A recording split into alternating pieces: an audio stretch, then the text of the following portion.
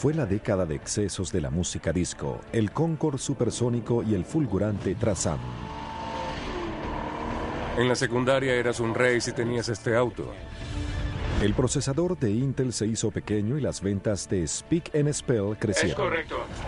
Un botón permitía cocinar, crear fotografías instantáneas Polaroid e iniciar un videojuego que fue una revolución. Con ustedes, tecnología de los 70 y maravillas modernas. ¿Podrán recordarlos?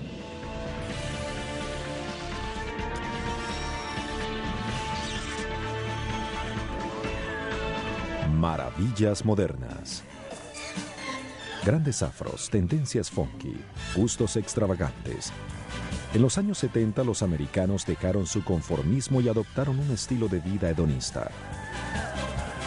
La era del uno mismo se conoció como la década del yo, y la tecnología de avance que impulsó esta actitud cristalizó en aparatos geniales que ahora son cotidianos.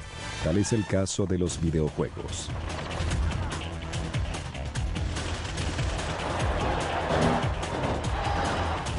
Cada año millones de dedicados jugadores gastan unos 20.000 millones de dólares constantes y sonantes para alimentar lo que se ha convertido en una obsesión nacional. Pero podemos rastrear el origen del gran éxito de esta industria multimillonaria en el simple VIP de un icono absoluto de los 70.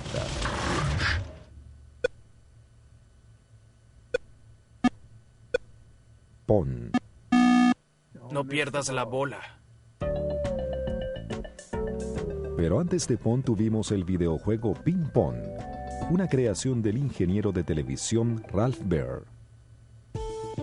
Todo comenzó en 1966. Baer trabajaba para una empresa de seguridad, pero se le ocurrió la idea de crear un juego que la gente pudiera usar en sus televisores. La motivación era muy sencilla. Existían 40 millones de televisores en los Estados Unidos.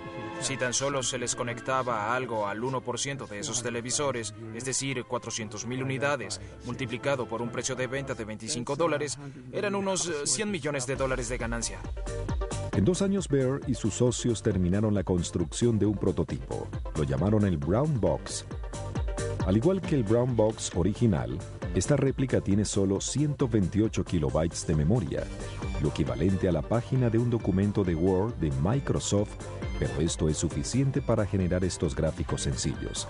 En 1968, utilizando esas formas simples, el equipo de Baer tuvo una idea que ayudó al renacimiento del negocio del entretenimiento.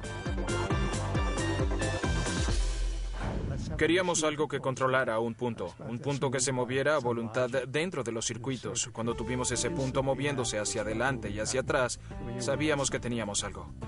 Y ese algo evolucionó en el Ping Pong. Esta filmación de Ralph Baer en 1967 es una de las secuencias más antiguas de un videojuego. Aquí vamos arriba, y abajo, y arriba. Se pone difícil. Perdiste, 1-0. Una serie de circuitos controlaban el juego de ping-pong.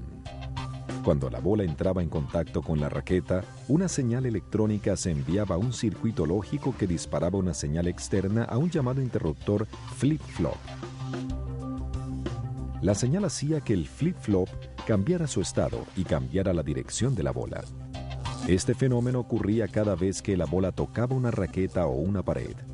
Aunque fue innovador, el juego de Baer carecía de ciertos elementos esenciales en un videojuego, como el sonido y el conteo de puntos. Perdiste, 1-0. Manténlo abajo. La raqueta no alteraba la trayectoria de la bola. Empecemos de nuevo, 2-1. Para hacerlo, el jugador usaba una perilla en el control, lo que vemos aquí cuando cambiamos la dirección de la bola luego de salir de la raqueta. Voy abajo, miren cómo lo engaño. A pesar de las limitaciones del ping-pong, en 1970 Baer intuyó que tenía un juego comerciable. Dio la licencia de su Brown Box al fabricante de televisores Magnavox, que la llamó The Odyssey. Construyeron una media docena de juegos y los llevaron por todo el país para probar la aceptación de los consumidores. En septiembre de 1971, Magnavox probó el Odyssey en Burlingame, California. Allí estaba el joven ingeniero Nolan Bushnell, quien diseñó uno de los primeros videojuegos, el Computer Space. Tenía 2 años en el negocio de los videojuegos para ese momento cuando escuché sobre este nuevo videojuego que traían a Burlingame. Y fui a echarle una mirada. En realidad me pareció bastante espantoso. A pesar de eso, Bushnell reconoció su potencial. La nueva compañía que creó, Atari, decidió crear una versión para salas del juego ping-pong a la que llamó Pong. Lo convertimos en un juego. En realidad, el Odyssey no era un juego. Ya saben, en muchos sentidos. No había mucha estrategia, no había un marcador ni sonido. Pero tenía la importante característica del algoritmo que donde la bola tocara la raqueta se creara un ángulo. Esto permitía que la raqueta fuera un arma ofensiva en lugar de solo bloquear la bola. En 1972, con un precio por debajo de los $100, el Odyssey llegó a las tiendas.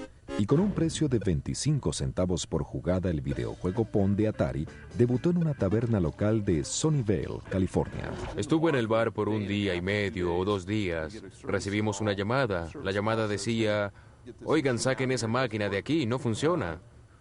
Fuimos al lugar y la abrimos. Tenía tantas monedas en el compartimiento que la máquina se detuvo.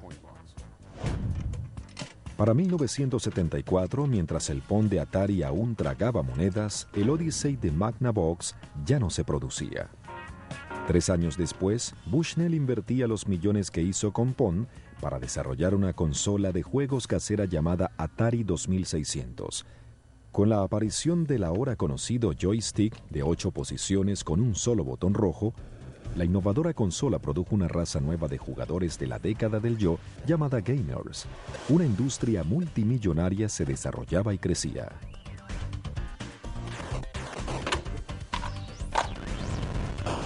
El elemento clave que hizo cantar al Atari 2600 fue una pequeña maravilla de la innovación nacida en los 70 y destinada a transformar la tecnología: el microprocesador, también llamado chip.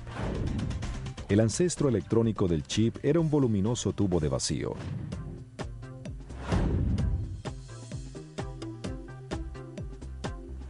Se le reemplazó por un transistor más pequeño en los 60. Para 1970, los ingenieros construían transistores de tamaño microscópico. Un transistor puede apagar o encender el flujo de corriente, permitiéndole procesar el lenguaje binario de una computadora. Al colocar miles de transistores sobre un semiconductor, los ingenieros generaron la capacidad de procesamiento para una gran computadora a partir de un único chip. En 1971, Intel manufacturó el primer microprocesador del mundo y lo llamó el Intel 4004. Era la primera computadora en un chip. De hecho, cuando le hicimos publicidad, eso fue en noviembre de 1971, no fue un anuncio modesto. Anunciamos la nueva era de la electrónica integrada. Con el auge de los chips integrados, disminuyó el tamaño de los aparatos electrónicos. Una de las novedades de este salto a la miniaturización fue la calculadora de bolsillo. A la vanguardia en 1972 se encontraba la Hewlett Packard HP35. Su precio de $395 pudo ser para algunos un exceso de números a la izquierda del punto decimal, pero fue una brillante y rápida alternativa para el mejor amigo de todo ingeniero: la regla de cálculo. Aquí tengo una regla de cálculo. Esto es lo que usé en la universidad. Aquí tengo una TI-84 Plus Silver Edition. Como la vieja HP35, esta moderna calculadora de la Texas Instruments tiene una velocidad cuyo límite es la rapidez con que se presionen los botones. Pero, ¿qué tan rápido es comparada con la regla de cálculo? Concursantes, ¿cuál es la raíz cuadrada de 23? Listo. Esto tardará. No les importa si canto mientras hago esto, ¿cierto? No. Veamos. Es como 4.8. 4,79. Al ver la calculadora, obtenías una precisión increíble a la derecha del punto decimal, algo imposible con la regla del cálculo. Aunque el microchip era esencial para crear artefactos electrónicos portátiles, se necesitaría otro adelanto de los 70 para traducir su lenguaje binario en un visor legible, el diodo emisor de luz o LED. Un LED es un empalme semiconductor y básicamente se envía voltaje y corriente y eso excita a los electrones del material. Cuando esos electrones vuelven a su estado original, emiten un fotón. El fotón es luz. Al combinar el microchip y el LED, no solo se crean artefactos electrónicos portátiles para trabajar, como la calculadora, sino juguetes portátiles para la diversión como el Mattel Fútbol. Y en una década conocida por su estilo irreverente, los relojes LED se convirtieron en una afirmación de la moda. El concepto de un reloj LED era algo extraño. Es muy difícil de leer con la luz del día y necesitas 2 manos para ver la hora. Los relojes LED no sobrevivieron a los 70, pero la tecnología que aprovecharon está viva y actual, marcando un estilo de televisores con tecnología de alta definición conocida como DLP o proyección de luz digital. Esto es un dispositivo de gran potencia con los colores rojo, verde y azul. No están al máximo ahora o estaría ciego, pero pueden ver que al encender y apagar las luces se pueden generar diferentes colores. Es un verdadero televisor DLP. Encendemos y apagamos estos dispositivos en microsegundos y nuestro dispositivo proyecta en unos espejos, se apaga y se enciende y genera el color exacto para cada píxel. Mientras los visores LED nos hacían ver en rojo en los 70, un aparato emblemático de la década llenaba de sonidos nuestros oídos. Deletrea extra. EXTRA. Muy bien. Ahora deletrea una. En 1978, Texas Instruments presentó a millones de americanos el primer artefacto electrónico portátil con algo que decir. Es incorrecto. Intente de nuevo. El Speak and Spell, y aunque parecía un juego de niños, adentro había tecnología de punta de los 70. Si lo abrías y nos asegurábamos de que los niños no lo hicieran, te encontrabas con un microprocesador, el TMS-1000. Había 2 chips de memoria que almacenaban todos los datos del lenguaje y había un DSP o sintetizador de lenguaje cuyo propósito era extraer los datos del lenguaje de los dispositivos de memoria. Hable. El DSP o procesador de señales digitales es un microchip especializado que puede trabajar con matemática compleja a la velocidad con la que apretamos un botón. ELD. Equivocado. Trate de nuevo. Fue desde muchos puntos de vista, incluyendo el mío, el primer procesador de señales digitales que se inventó. Cuando el Speak and Spell llegó al mercado en 1978, Texas Instruments no podía producirlos con la rapidez suficiente para satisfacer la demanda. Los niños lo amaban, en parte porque era fácil de usar en el más verdadero sentido posible. Es incorrecto. La forma de deletrear es... Se sentía más como un amigo que un profesor que te enseñaba palabras. Nunca levantaba la voz, nunca gritaba, nunca gruñía. Y esto le proporcionaba al niño un muy buen entorno. Para inicio, presione 1. Ahora la tecnología DSP es omnipresente. Se usa en teléfonos móviles y sistemas de navegación automotriz. Haga un giro en U si es posible. El lenguaje refinado de estos dispositivos es una innovación producto de las capacidades de los procesadores de señales digitales. Así que la próxima vez que su dispositivo electrónico empiece a hablarle, puede darle méritos al Speak and Spell. Dígalo. Hable. Mientras el Speak and Spell reproducía sonidos innovadores, otra maravilla tecnológica de la década rompía la barrera del sonido. En los años 70, los vuelos comerciales se hicieron supersónicos.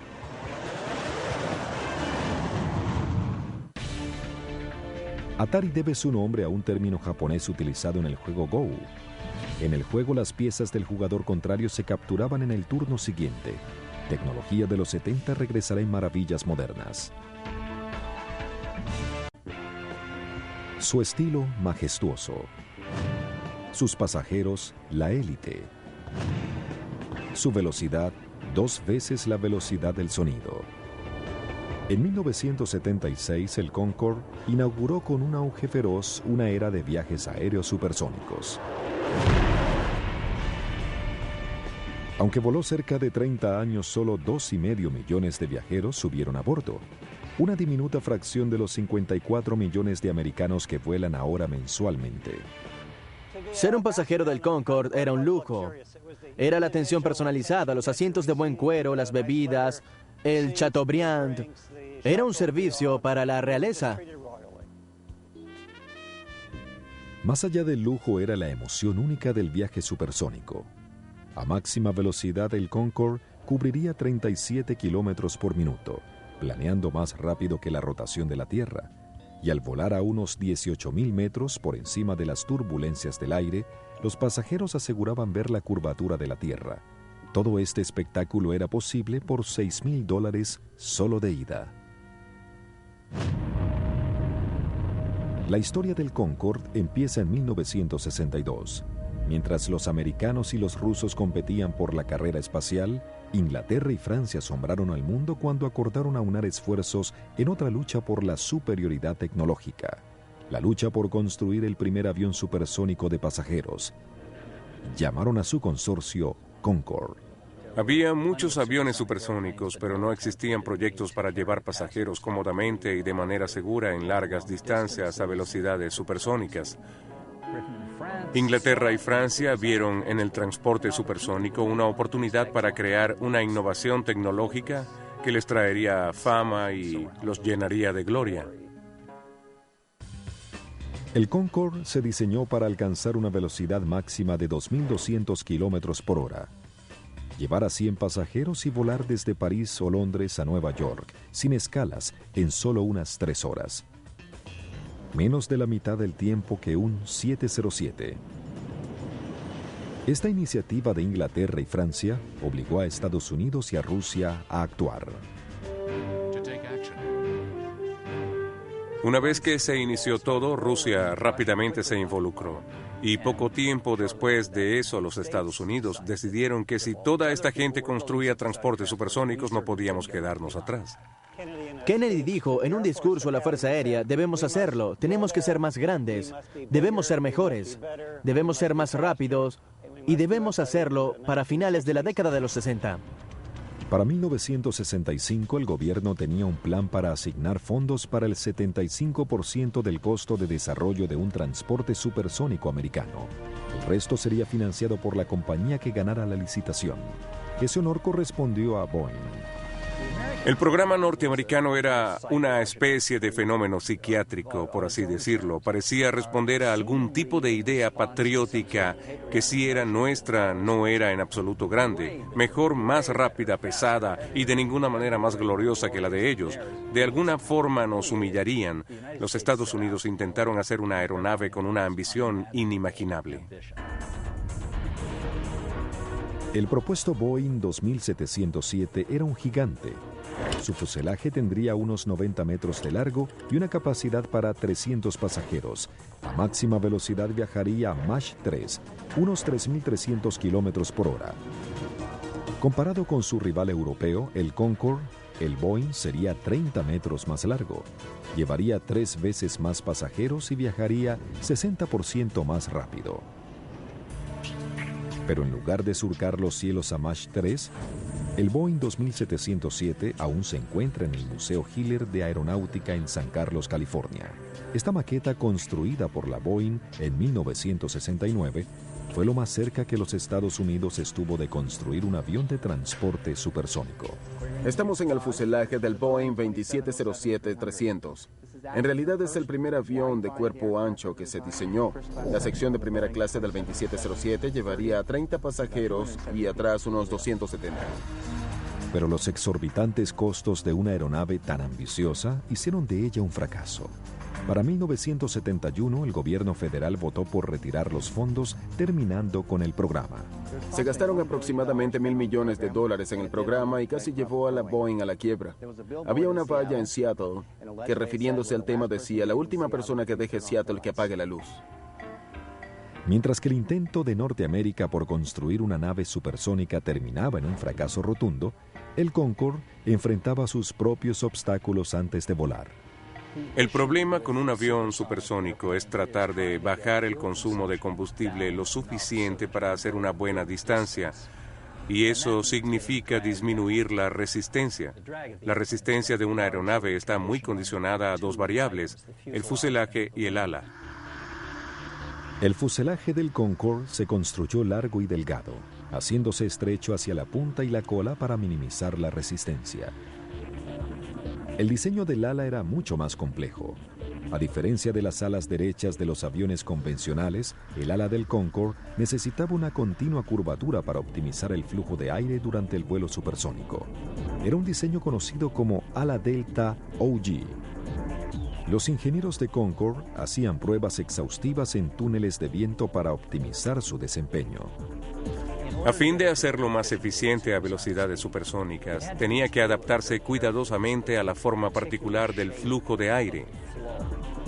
Y esa forma se parece a una ola que se enrosca a los lados del fuselaje y luego rompe sobre la superficie superior del ala. Esta ola se forma por las largas extensiones de los lados del fuselaje y luego, al ampliarse el ala, cae en el frente. Todo esto tiene que ver simplemente con alojar esta especie de bella curvatura del flujo de aire. Durante su casi cuarto de siglo de servicio, este brillante diseño permitiría al Concorde cortar el aire con gran eficiencia, pero también creaba un problema. La aerodinámica del ala forzaba a los pilotos a despegar y aterrizar en un ángulo excesivamente alto, produciendo un enorme punto ciego. La solución de los ingenieros se convirtió en el más particular de sus rasgos físicos, la cabina descendiente. Rara vez la tecnología era tan rudimentaria. Es decir, ya saben, no podemos ver por la cabina, pues entonces la bajamos. Rudimentario pero efectivo. Con la aerodinámica resuelta, se colocaron debajo de las alas del Concorde 4 turbinas, cada una capaz de producir 38.000 libras de propulsión. Una potencia suficiente para impulsar a la aeronave a través de la barrera del sonido y hasta Mach 2. Para 1973 se construyeron 3 prototipos de Concorde que pasaron por diferentes pruebas. Mientras tanto, la Unión Soviética, el último competidor en la batalla por la supremacía supersónica, terminaba de construir su avión supersónico, el Tu-144. En el show aéreo de París de 1973, estuvo a la par del Concorde en una demostración pública. Pero a pocos minutos de su despegue sucedió la tragedia. Al hacer un giro a alta velocidad, el piloto perdió el control de la aeronave. El Tu-144 se estrelló, muriendo sus 6 tripulantes y 8 personas en tierra. Aunque los soviéticos aseguran que fue un error del piloto, optaron por terminar con el programa de naves supersónicas. En la batalla contra las 2 superpotencias, el Concorde salió victorioso. Ahora tenía el monopolio en el negocio del transporte supersónico. Por cerca de 25 años, el Concorde voló a través del Atlántico. Pero con la llegada del nuevo milenio, un accidente que mató a 113 personas, combinado con una caída en los viajes transatlánticos y un alza en los precios de los boletos luego del 11 de septiembre, acabaron con el Concorde. Comprar un boleto de Londres a Nueva York a principios de los 80 en el Concorde costaba unos $3.800. Y este precio seguía subiendo por el precio del combustible y las operaciones, por lo cual a principios del año 2000, ese precio llegó a unos $6.000. El Concorde estuvo permanentemente en tierra en octubre de 2003. De los 14 que estuvieron en servicio comercial, 12 se encuentran ahora en museos alrededor del mundo. Creo que el Concorde representa el final de la era de los viajes supersónicos de pasajeros, al menos para las aerolíneas. El negocio no está allí. Creo que el único futuro de los viajes supersónicos está en el negocio comunitario. Aunque el Concorde simbolizaba el estilo de vida vertiginoso de la década del yo, surgieron otras tecnologías que buscaban obtener resultados en un flash. Durante los vuelos supersónicos, la fricción del aire calentaba el fuselaje del Concorde a unos 90 grados centígrados, ocasionando una expansión de unos 20 centímetros de su longitud. Tecnología de los 70. apuntar, hacer clic y descargar. Es todo lo que hacemos para capturar una imagen con una cámara digital. Pero a principios de los años 70, la mayoría de los fotógrafos aficionados tenían que enviar la película para procesarla antes de poder ver alguna imagen. Aburrido. Pero en la llamada década del yo, estaban ansiosos por una alternativa más rápida. Y la obtuvieron en 1972, cuando la corporación Polaroid lanzó la SX70, una cámara que podía producir una fotografía instantánea y procesarla en cuestión de segundos, incluso a pleno sol. ¡Genial! El mundo entero parecía emocionado cuando la SX70 llegó al mercado. Era algo totalmente nuevo. Era mágico. En el tope de su popularidad, los norteamericanos gastaron más dinero en película SX70 en las farmacias que en pasta dental, y tomaron un estimado de 1.000 millones de fotografías Polaroid. La SX70 era la creación del fundador de la Polaroid, Edwin Land. Su cámara pudo ser instantánea, pero a la tecnología empleada le tomó años fabricarla. Comenzó en 1943. La idea surgió con una pregunta de su hija Jennifer al ir a tomar fotografías. Y ella le dijo, ¿por qué no puedo ver ahora las fotografías? Ya saben, ¿por qué no? 4 años después, Land le respondió a su hija creando la primera cámara instantánea de Polaroid. La primera cámara es esta. El modelo 95 apareció en 1948. Fue la primera cámara disponible en el mercado que permitía producir fotografías instantáneamente sin tener que mandarlas al revelado. Ahora tenemos la fotografía. ¿Cómo funciona este ancestro de la SX70? Luego de tomar la fotografía, el operador ala una pestaña deslizando el negativo y la lámina receptora a través de un juego de rodillos. Esto hace que se rompa un depósito de químicos dentro de la lámina. El rodillo dispersa los químicos de manera uniforme en el negativo, produciendo una reacción química que procesa la imagen. Para 1949, fotógrafos profesionales como Ansel Adams declararon el modelo 95 como un logro histórico. Pero Land quería fotografías de mayor tamaño. En realidad, la idea de Land era tener algo que fuera una fotografía en un solo paso. Y eso significaba para él ser capaz de tomar una fotografía y tenerlo todo listo. Por cerca de 25 años, Land luchó para hacer realidad esa cámara. Para hacerlo necesitaba desarrollar un químico que permitiría procesar la película expuesta a plena luz del día. En 1972 tuvo éxito con la elegante SX70. La SX70 fue la primera cámara reflex con lente plegable. Estaba hecha de cromo con paneles de verdadero cuero. Se volvió a vender en 1972 a unos $200, lo cual era costoso en esos días. Con un manejo similar al modelo 95, al salir la película de la SX70, esta pasa a través de 2 rodillos que rompen una bolsa de químicos que impregnan el negativo. Mientras la imagen se revela, un llamado opacificador, una mezcla de tintes de alto colorido en la bolsa de químicos, protege el negativo actuando como la puerta de un cuarto oscuro. El opacificador absorbe toda la luz del ambiente. Luego de 60 segundos la foto se procesa y el tinte opacificador se hace incoloro, revelando gradualmente la imagen mientras aparece mágicamente ante nuestros ojos. En 1972 la elegante SX70 se convirtió de inmediato en la amiga de millones de fotógrafos aficionados. Los 70 no solo le dieron a América la cámara instantánea, también les dio el primer electrodoméstico con nombre, Mr. Coffee, la primera cafetera automática. Desde su aparición en 1972, Mr. Coffee fue la cafetera número 1 al venderse unas 50 millones de unidades.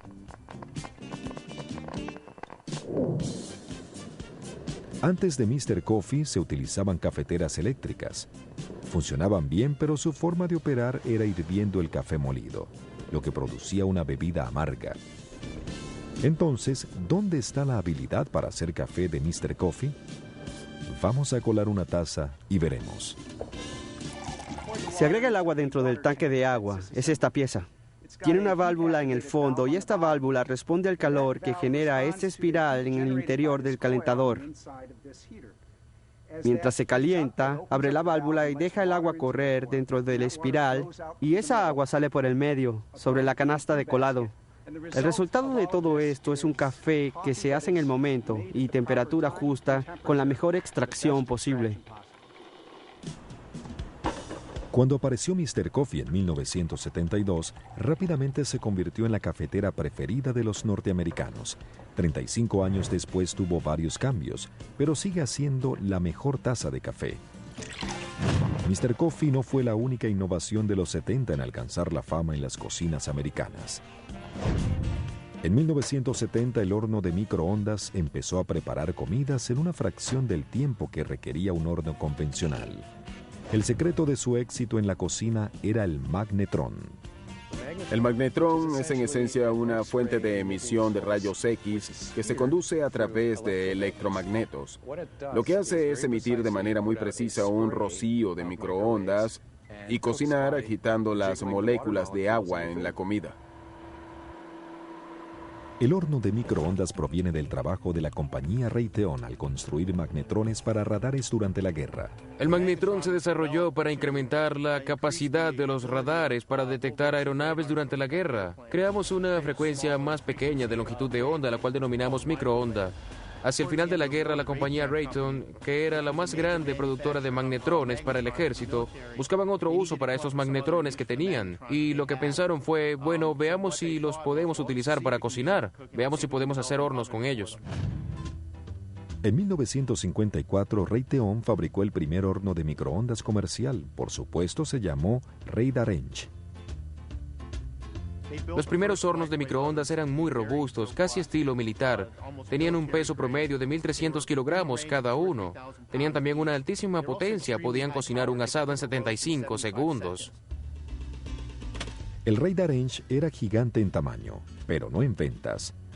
Solo unos pocos restaurantes tenían el espacio y el dinero para este coloso de $2,000. Pero para 1976 los avances en la producción crearon un magnetrón más pequeño que era más económico de fabricar. El una vez costoso dispositivo se convirtió en un aparato de $100. Muy adecuado para la generación Yo Primero, que estaba ansiosa de pasar su tiempo libre y sin hacer mucho. Genial. Hoy los hornos de microondas pueden cocinar cualquier cosa. Bueno, casi todo. Hay muchos experimentos divertidos con microondas que se pueden hacer. Metal no se puede meter porque refleja las ondas hacia el magnetrón. Tampoco intente cocinar un huevo en un microondas. Las comidas de microondas de los 70 dieron resultados rápidos a una generación que iba a gran velocidad. Algunos conductores vivían así literalmente, detrás del volante de una ave emblemática, en uno de los autos más endemoniados que existió. En 1952, lentes 3D desechables fabricados por Polaroid permitieron a los cinéfilos ver la primera película 3D en colores, Buana Devil.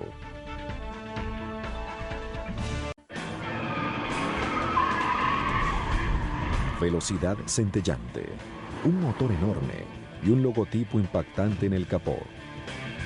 El Firebird Trans Am era un inclemente superauto que personificaba al rey de los 70. They were cool, you know, a guy in high school had one of these cars, he was considered the king, right? The chicken on the hood, and then the Death Club Square on there. The entire design of the car just screams performance. El motor de Trans Am más poderoso de la década era un gran bloque de 455 pulgadas cúbicas y 8 cilindros. Generaba unos 290 caballos de fuerza. El Trans Am exigía desempeño no solo en las calles, sino en las pantallas. Así impulsó a Smokey and the Bandit a un éxito de taquilla en 1977. El Trans Am encarnó el espíritu de los 70, pero nació de la locura por los superautos que surgió en los 60. Generalmente se denomina superauto al auto de mediano tamaño con un motor enorme. Es el motor más grande que permiten las jerarquías de las compañías, pero es tan veloz como una centella que vuela en línea recta y es ruidoso como ninguno. Pontiac no estuvo al margen de este fenómeno automotriz. En 1964 fue líder con el GTO, pero en 1972 un alza en las tasas de los seguros combinada con exigentes leyes sobre emisiones presionaron a Detroit a cambiar los caballos de fuerza por el rendimiento. Sin embargo, Pontiac mantuvo su tendencia al lanzar el Trans Am 455 Super Duty en 1973, el superauto más poderoso de la década. Y todos se preguntaban, ¿de dónde diablos salió esta cosa? Era un superauto y mucho más. Eran rápidos y más fuertes de lo necesario. Fueron insuperables desde 1973 hasta finales de los años 70. Fueron los superautos. Nadie pudo rivalizar con ellos. El modelo de 1973 fue el primero en llevar el emblema del pájaro de fuego en el capó. Y aunque era muy llamativo, era lo que había dejado del capó del Super Duty lo que derrotó a la competencia. El motor del Super Duty se ensamblaba a mano y era un bloque de puro níquel que lo hacía fuerte. Los cilindros eran enormes, tenía un gran carburador. Sin duda pudo tener un embudo en el capó que dijera, ponga gasolina aquí. Pontiac llevó la máquina del Super Duty a 290 caballos de fuerza, pero ¿saben qué? Podría hacer 290 caballos de fuerza a unas 1500 revoluciones. Pero cuando lo manejabas obtenías mucho más que 400 caballos de fuerza. Claro, este atleta solo rendía 16 kilómetros por cada 4 litros, pero su precio de $3,000 no era impagable. Cuando lo conducía alguien con pie de plomo, el Super Duty podía dispararse de 0 a 100 en 10 segundos. Manejar un Trans Am era divertido, pero fue una escasez de combustible lo que acabó con el Super Duty. En 1973, una crisis de energía nacional elevó al doble los precios de la gasolina. Los superautos sedientos de gasolina como el Super Duty tenían sus días contados. Serían suplantados por autos compactos más eficientes como el Gremlin, el Pacer y el Pinto. Su tanque de combustible sin protección hizo de este un verdadero lanzamiento ardiente.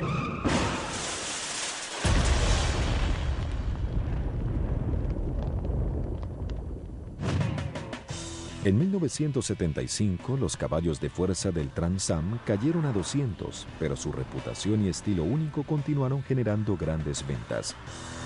Luego, en 1977, la popularidad de este superauto alcanzaría el estatus de estrella de cine. Cuando apareció Smokey and the Bandit, la producción de Trans Am se duplicó de la noche a la mañana. El público se enamoró del auto, lo querían que los vieran en el auto. Creo que el término adecuado es explosivo. Las ventas se fueron al cielo. En el 77 y en el 78, Pontiac vendió unos 150,000 Trans Am, cerca del doble de los vendidos en los 6 años anteriores, incluyendo miles de los negros y dorados que popularizó la película. Hoy un Trans Am etiquetado como de colección puede costar unos $40,000. Creo que mucha gente vio la película y se enamoró del auto, quizá por primera vez. Yo era un niño entonces cuando salió y tuvo un gran impacto en mí. Era el auto que siempre quise tener. Aunque el Trans Am se identifica con el estilo y actitud de los 70, el modelo siguió vendiéndose hasta el 2002. Hoy se dice que Pontiac planea fabricar un heredero del Trans Am, aunque quizá no tenga el ave emblemática. Si el Trans Am renace, no sé si le pondrán el pájaro en el capó. Es un emblema que conocemos y amamos desde los 70. Lo acogieron en los 70, fue una reafirmación de los 70. Quizás solo pertenezca a los 70.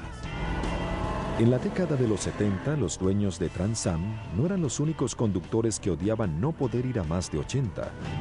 Los camioneros también apretaban el acelerador a fondo, pero un dispositivo los mantenía un paso adelante de los patrulleros. Tienes a un enemigo en dirección sur por la salida del norte observándote. Eso es un 10-4, amigo. Según el director de Smokey and the Bandit, Hal Needham, uno de los dos Trans Am que aportó Pontiac se perdió durante una maniobra al saltar un río.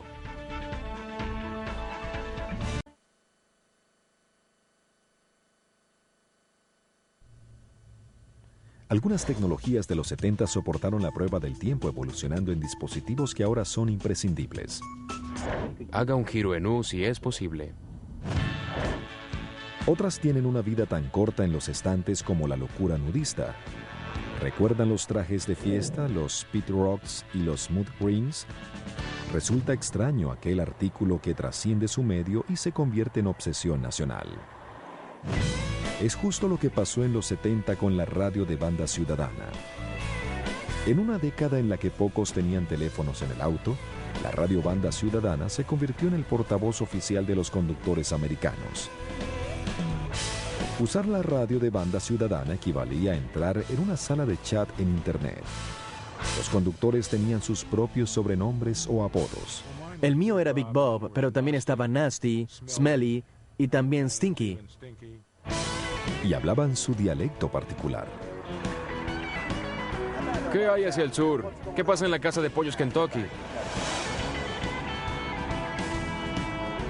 Copiado, amigo. Hoy los camioneros copian el argot de sus antecesores de los 70. Pero las ondas de radio no son tan concurridas. En la década de los 70, los norteamericanos compraron un promedio de 7 millones de radios de banda ciudadana por año. En esos días todos salían a la autopista con una de esas antenas. Hablaban con todo el mundo, hablaban a sus abuelas. Yo hablaba con mi abuela en la radio.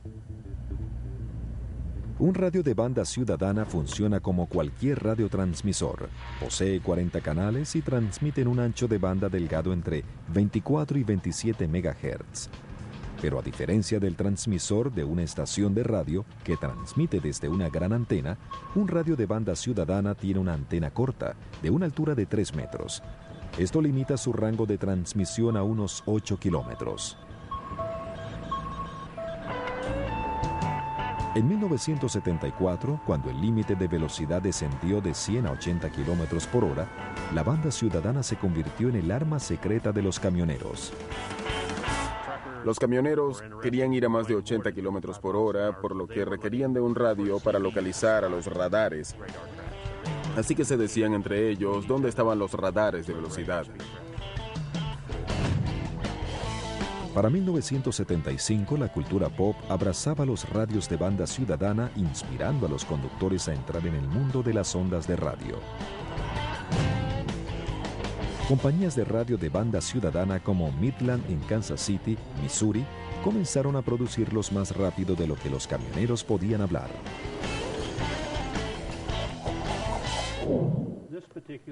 Este modelo en particular fue de los primeros radios con 23 canales. Estaba dirigido a los conductores de autos, es decir, era común verlos en un Pinto, un Chevette, un Gremlin y autos así. El precio a principios de los 70 era de unos $100. Como muchas modas, el fenómeno de la banda ciudadana gradualmente desapareció.